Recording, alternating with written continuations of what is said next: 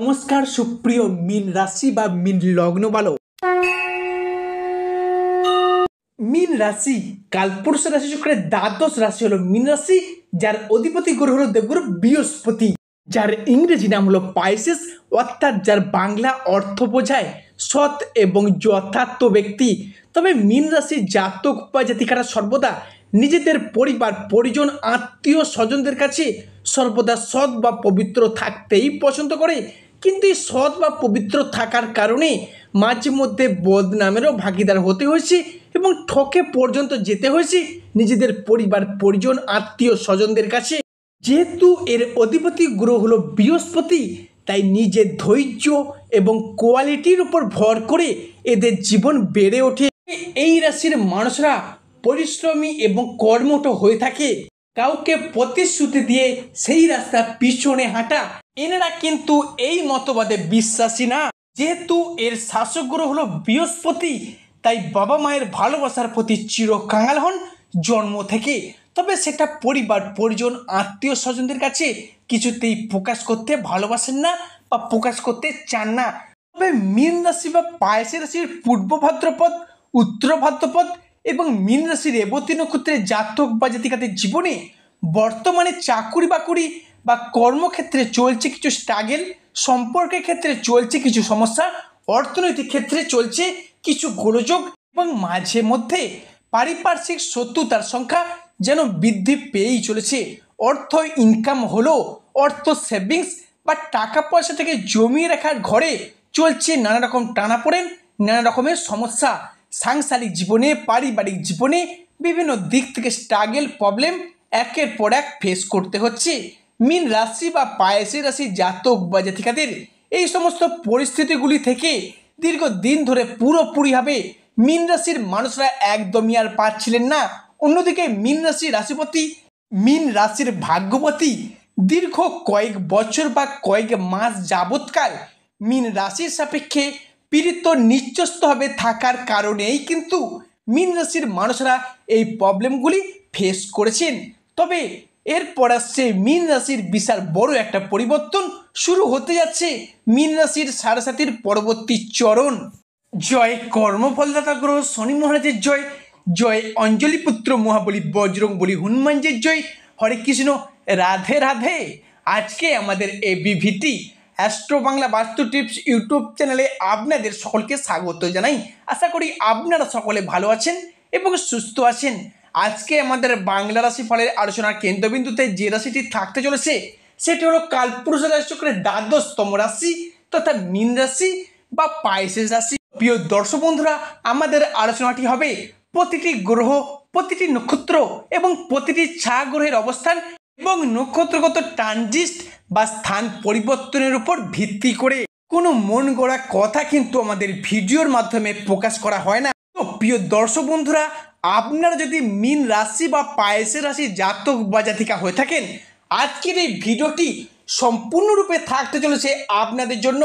তো প্রিয় দর্শক বন্ধুরা, আপনারা যদি মীন রাশির জাতক বা জাতিকা হয়ে থাকেন, আজকের এই ভিডিওটি মনোযোগ সহকারে মনোযোগ ভিত্তিতে স্কিপ না করে আপনাদের মূল্যবান সময়টিকে নষ্ট করে শেষ পর্যন্ত দেখার অনুরোধ রইল। প্রিয় দর্শক বন্ধুরা, ভিডিওটি যদি ভালো লাগে অবশ্যই একটি লাইক দিয়ে যাবেন এবং স্বয়ং শনি মহারাজের আশীর্বাদ পেতে কমেন্ট বক্সে অবশ্যই শনি মহারাজের একটি নাম নিয়ে যাবেন। দেখবেন আপনাদের প্রতিটি পদক্ষেপে জীবনে চলার পথে শনিদেবের আশীর্বাদ মাথায় নিয়ে চলতে পারবেন। রাহু, যাকে কালের সাথে তুলনা করে থাকি, যাকে কেউ কোনোদিন হারাতে বা পরাজিত করতে পারে না, সেই রাহু এবার প্রবেশ করতে চলেছেন মীন রাশির দ্বাদশে। অন্যদিকে কালজয়ী শনি মহারাজ, যিনি যে কোনো রাশির ক্ষেত্রে তাদের শিক্ষা দিয়ে যান, বাস্তবতাকে চোখে আঙুল দিয়ে বুঝিয়ে দিয়ে যান, তিনি এবার প্রবেশ করতে চলেছেন মীন রাশির অষ্টম ভাবে। মীন রাশির দ্বাদশ ভাব আমাদের মুখ্য, আমাদের মুক্তি ও আমাদের জীবনের ছোটোখাটো যে কোনো সিদ্ধান্ত নেওয়ার ক্ষেত্রে বিচার বিবেচনা করে থাকে, যেইটা কিন্তু আমাদের জন্য ভীষণ ভীষণ ইম্পর্টেন্ট হতে চলেছে আগামী সময়কালটির মধ্যে। অন্যদিকে অষ্টমভাবে প্রবেশ করা শনিদেব, যা কিন্তু মীন রাশির সমস্ত ব্যর্থতার মাঝে আশার আলো ফোটাতে প্রস্তুত।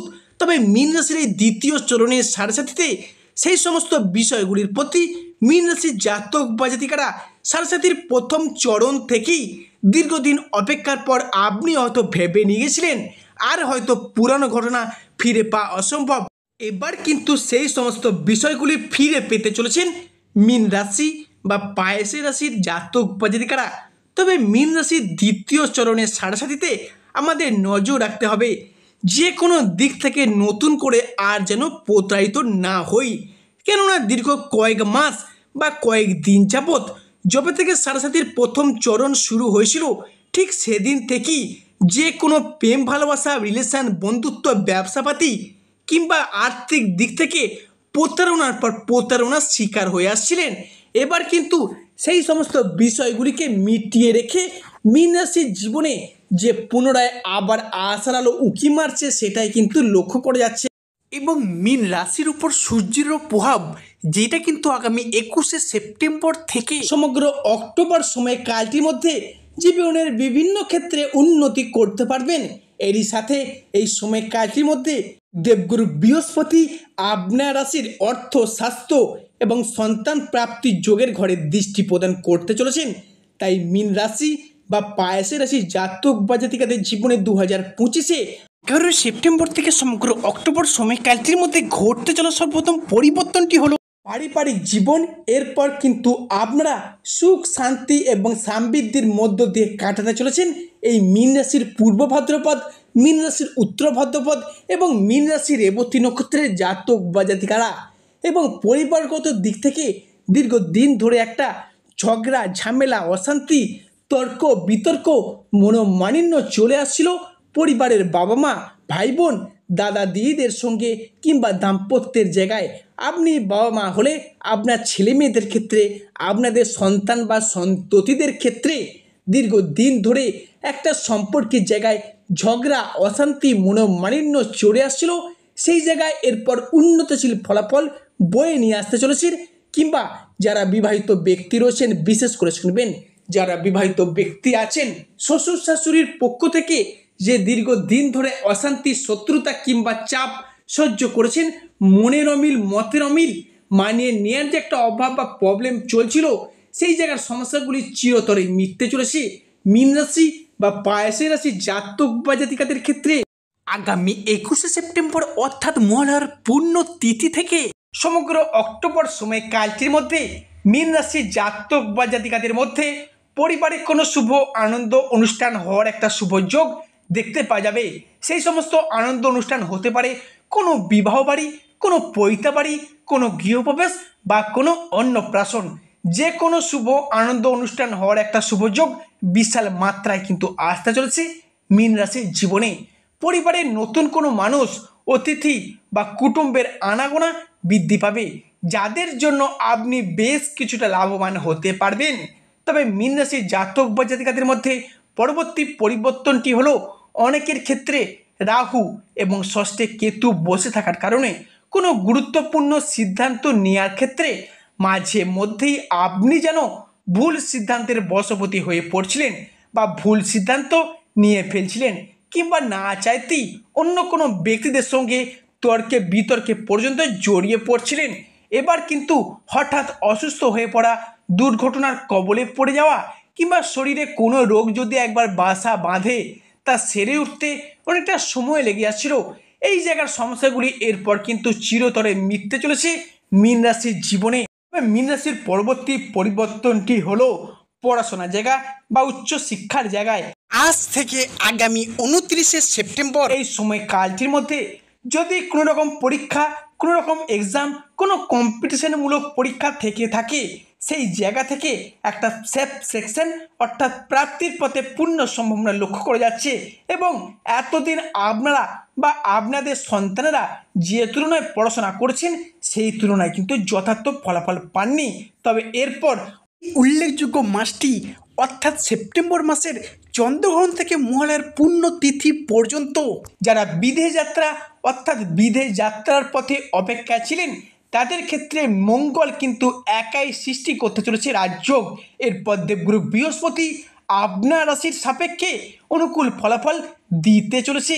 দীর্ঘদিন ধরে চাকুরি কর্ম ব্যবসা কিংবা পড়াশোনার ক্ষেত্রে আপনারা বিদেশ যাত্রা অপেক্ষায় রয়েছিলেন, সেই সমস্ত সমস্যা সংক্রান্ত ব্যাপারে চিন্তিত আছেন, অর্থ সংক্রান্ত বিষয়ে, স্বাস্থ্য সম্পর্কিত ব্যাপারে সেই সমস্ত সমস্যা এরপর কিন্তু মিটে যাবে এবং বিদেশে যাওয়ার পথে বা বিদেশে গিয়ে মুনাফা অর্জনের পথে সাফল্য আসতে চলেছে আপনাদের জীবনে। এছাড়া খরচ খরচা বা বাড়তি শখ আহ্লাদ মেটাতে গিয়ে অনেকে অনেক সময় প্রবলেম ফেস করেছেন মীন রাশি বা পায়েসি রাশির মানুষেরা এরপর কিন্তু সেই জায়গায় একটা স্বস্তির নিঃশ্বাস ফেলতে পারবেন।